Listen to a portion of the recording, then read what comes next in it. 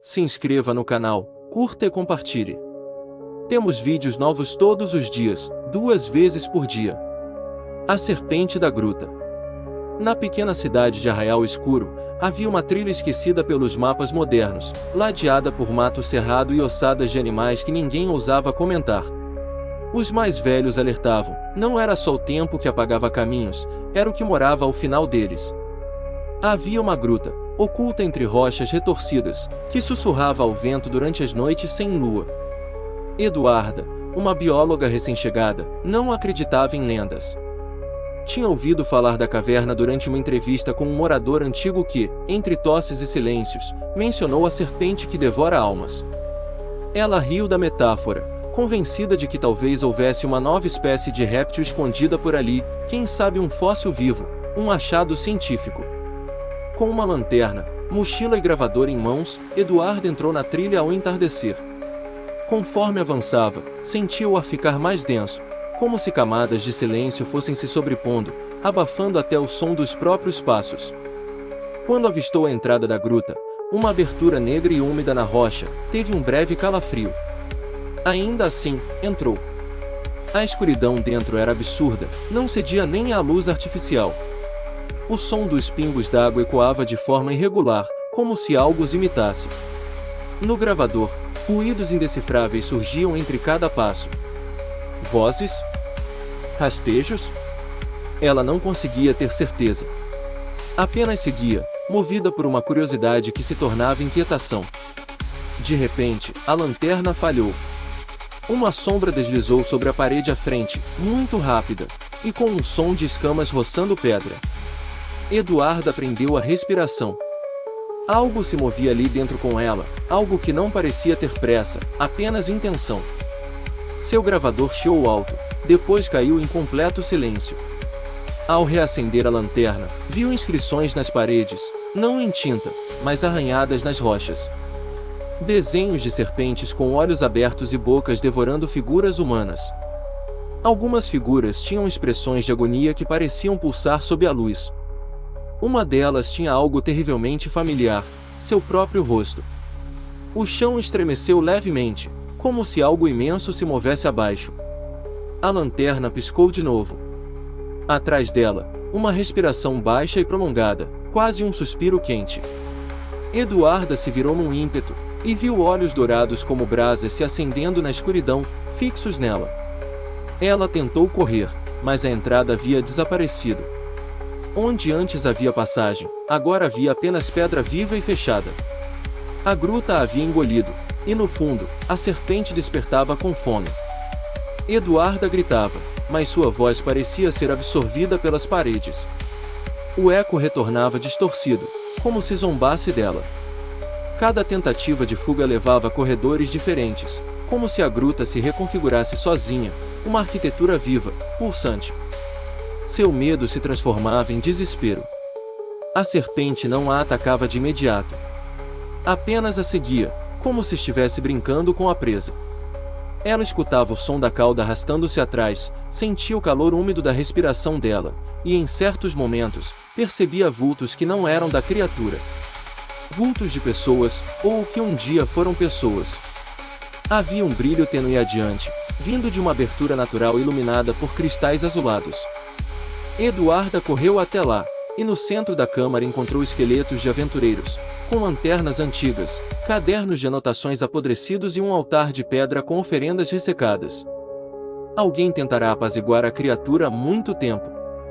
Ela leu os fragmentos dos cadernos. Todos falavam sobre sonhos recorrentes com a serpente, visões antes da morte, e um pacto feito por um antigo povo para manter a criatura adormecida. Mas algo havia rompido o ciclo. Algo havia acordado a guardiã do abismo. Talvez a presença de Eduarda fosse o gatilho final. Um dos esqueletos segurava um punhal de obsidiana, com inscrições semelhantes às da parede. Quando Eduardo tocou, algo dentro dela estalou, uma memória que não era sua. Imagens de rituais sangrentos, da serpente devorando corpos, e de um pacto selado por um sangue antigo, o dela. Ela caiu de joelhos, ofegante. Estava ligada à criatura, não como vítima, mas como herdeira. Seu sangue era descendente dos que selaram o monstro. A gruta não a escolhera por acaso. Ela era o último selo. E estava prestes a ser rompido. O chão se abriu sob seus pés, e ela caiu em uma espiral de túneis vivos, escorregando em um ventre de pedra e limo. Gritos de outras almas reverberavam pelas paredes. Ao fim da queda, uma luz esverdeada tomava o ambiente, e no centro dela, a serpente.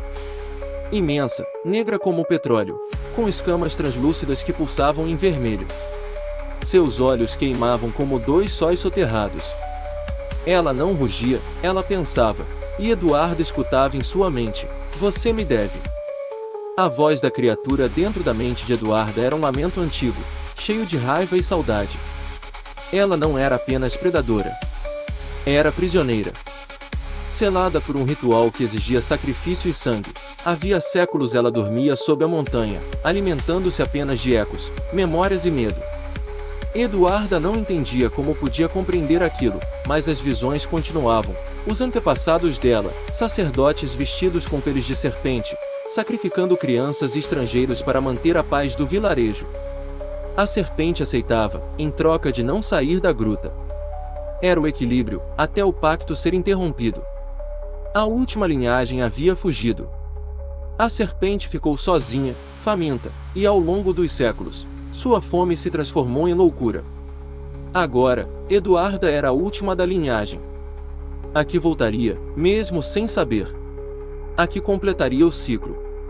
Mas ela não queria. Não podia ser parte daquilo. A criatura se aproximou, com movimentos hipnóticos, cercando-a sem tocá-la. Ofereceu uma escolha: morrer como as presas anteriores ou aceitar o legado e tornar-se algo além da carne. Uma guardiã, um elo entre os mundos. O punhal de obsidiana ainda estava com ela, e tremia em sua mão. Eduarda hesitou. Se aceitasse, deixaria de ser humana. Se recusasse, seria devorada, ou pior, usada como receptáculo de algo ancestral. A serpente pressionava sua mente, mostrando cidades sendo consumidas, crianças nascendo com olhos reptilianos, o caos além da caverna. Ela ergueu o punhal. Não contra a serpente, mas contra si mesma. Preferia o fim à corrupção. Mas antes que perfurasse a pele, algo a impediu. Uma força invisível a paralisou. A serpente rugiu, não de raiva, mas de desapontamento. Você ainda é fraca. O chão se abriu novamente. Desta vez, não caiu. Flutuou. E à sua volta, vultos das vítimas passadas a observavam com olhos vazios. Estavam presas ali, numa eternidade de agonia. Eduarda chorava sem lágrimas, sem controle. Já não sabia se ainda era real. A gruta pulsava, viva. As raízes da serpente se espalhavam pela terra, buscando uma saída. E ela estava cada vez mais próxima da superfície. Enquanto Eduarda travava sua batalha mental, na superfície, moradores de Arraial Escuro relatavam tremores, surtos de alucinação coletiva e desaparecimentos repentinos. Animais enlouqueciam, búfalos se jogavam em penhascos, pássaros voavam em círculos até despencarem, mortos. Algo estava voltando à tona. O prefeito local pediu ajuda a estudiosos e religiosos. Um padre exorcista foi enviado. Ao chegar à cidade, viu que os sinos da igreja não paravam de tocar sozinhos, mesmo com as cordas cortadas. Ele se recusou a entrar. Disse que a cidade estava selada por uma serpente invisível. Na gruta, Eduarda começava a aceitar fragmentos do poder oferecido. A serpente não queria apenas sangue. Queria ser lembrada, cultuada. Ela queria templos, estátuas, seguidores. E para isso, precisava de um rosto humano. Eduarda seria esse rosto, mesmo contra a vontade. Um novo selo começava a se formar, mas não como os antigos. Este era feito de tecnologia, metal e carne. A serpente usava o corpo dela como núcleo de um novo tipo de ligação. Um híbrido. A fusão estava em curso, e a dor era insuportável. Lá fora, os céus escureciam sem nuvens. Um eclipse permanente se formava sobre Arraial Escuro. Crianças começavam a falar línguas mortas, e nas paredes das casas, escamas brotavam como fungos. O mundo se preparava para receber sua nova deusa. Eduarda tentou resistir. Lembrou-se de sua infância, dos dias normais, do cheiro de café e dos livros sobre biologia. Aquilo não podia ser o fim. Ela não podia ser a chave da ruína. Uma fagulha de vontade própria surgiu, e com ela, uma última chance. O punhal de obsidiana tremeluzia, agora preso em seu peito como um selo. Ela o arrancou com um grito, e o mundo ao redor desmoronou. A serpente rugiu em desespero, ferida pela quebra do elo. As paredes da caverna racharam. O templo vivo começou a ruir. Eduarda correu. Não sabia como, nem para onde, apenas corria. Atrás dela, a serpente gritava o nome dela, amaldiçoando sua linhagem. Mas algo a impedia de seguir. O selo havia se refeito. E dessa vez, com o sangue da própria Eduarda. Eduarda acordou dias depois, em um hospital da cidade.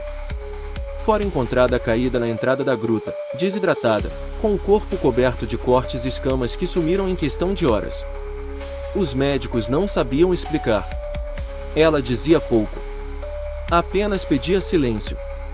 Com o tempo, os tremores cessaram. As manifestações estranhas sumiram. A cidade voltou ao normal, como se tudo tivesse sido um pesadelo coletivo. Mas os mais atentos sabiam, a serpente não havia morrido. Apenas voltará a dormir. Eduarda, agora com os olhos mais escuros que antes, abandonou a carreira científica. Mudou-se para longe.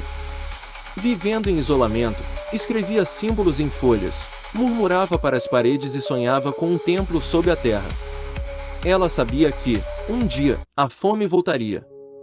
No fundo da gruta, uma rachadura ainda sangrava um líquido espesso, escuro. Uma respiração profunda continuava ali. A serpente não esquecera. Apenas esperava. E em certos dias, visitantes juravam ouvir um sussurro vindo da caverna: ela ainda é minha.